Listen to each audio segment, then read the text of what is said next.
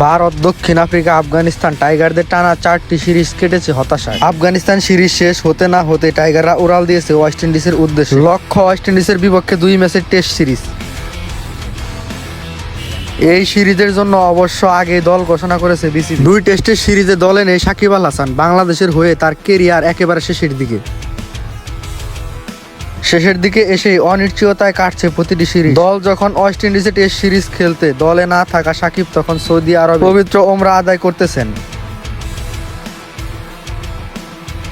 আগামী 22শে নভেম্বর অ্যান্টিগায় টাইগারদের প্রথম টেস্ট শুরু হবে। পরেরটি শুরু হবে আগামী 30শে নভেম্বর জামাইকাতে। ওয়েস্ট ইন্ডিজের বিপক্ষে খেলা টেস্টে ব্যাট হাতে 43.22 গড়ে 951 রান করেছে সাকিব।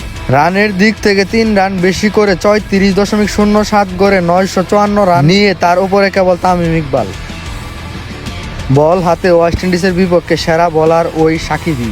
ওয়েস্ট ইন্ডিজের বিপক্ষে খেলা টেস্টে 47 উইকেট নিয়ে সবার শীর্ষে সাকিব। তালিকায় 2-এ থাকা মিরাজের উইকেট সংখ্যা 42।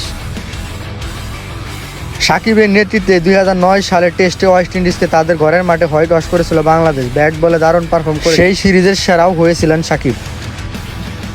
সাকিব এমনই একজন যাকে ছাড়া বাংলার ক্রিকেট অসম্পূর্ণ। আপনি সাকিবকে ভালো না বাসতে পারেন, কিন্তু এই খেলোয়াড় সাকিবের অর্জনকে আপনি অস্বীকার করতে পারবেন না। তার প্রতিটি অর্জন তাকে মনে করিয়ে দিবে বারংবার।